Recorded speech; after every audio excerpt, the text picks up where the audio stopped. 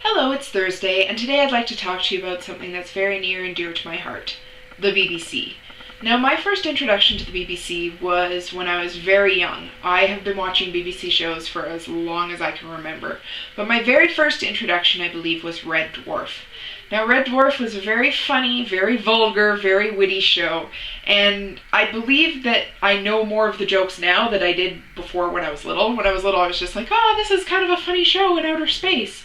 But now I'm just kind of more, I know what the jokes are, I know how vulgar they are, and I love it. They take a vulgarity to the show, but they also are very funny and very intelligent.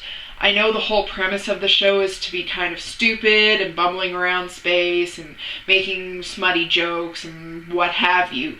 But every so often there was that little nugget of wisdom that came out, and I think that's what makes BBC shows so wonderful, is they can take a show that's just stupid, but still impart something, rather than, crap reality shows that they have in the US where you don't learn anything. You just learn that you might be better than, some celebrity.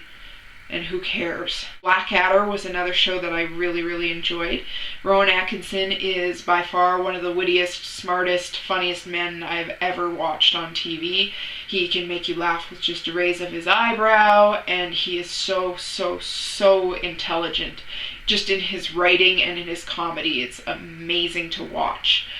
I love that show, and now that Red Dwarf and Blackadder are on Netflix, it makes it so much more accessible. I probably watch one or two episodes of each on a weekly basis.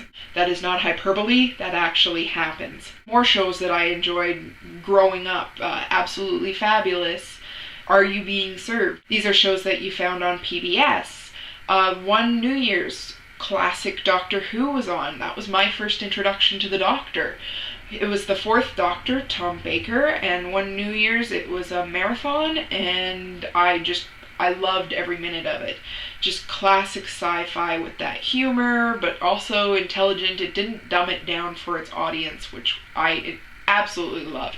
I was about 7 or 8 at the time, and even though I just saw the fourth Doctor and then started up again with 9, I loved that show. Fast forward a few years to, the internet age and Netflix, and now we have all these new BBC shows that you can choose from. We have Sherlock, which is an amazing show. Benedict Cumberbatch, Martin Freeman are outstanding actors.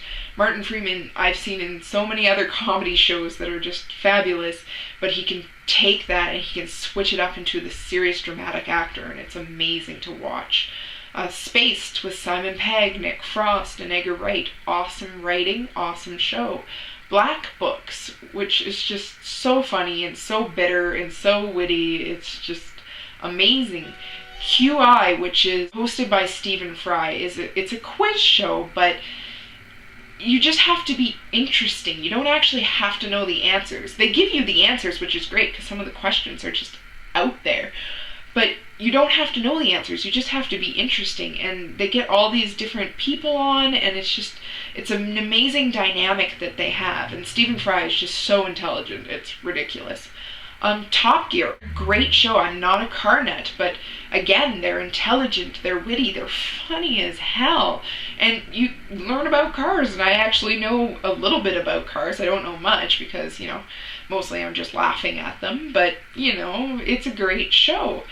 Richard Hammond also did Brainiac, which we used to watch as well. Think Mythbusters of the UK, but with more science. So they still blow stuff up, but you get a lot more science than I think with, Mythbusters. Don't get me wrong, I love Mythbusters, but you just get a little bit more science. So yeah, BBC, great channel, love the shows. I've probably forgotten about half a dozen that I also watch. Feel free to let me know which ones you enjoy, and I might be able to check those out. And yeah, this is a logical stopping point.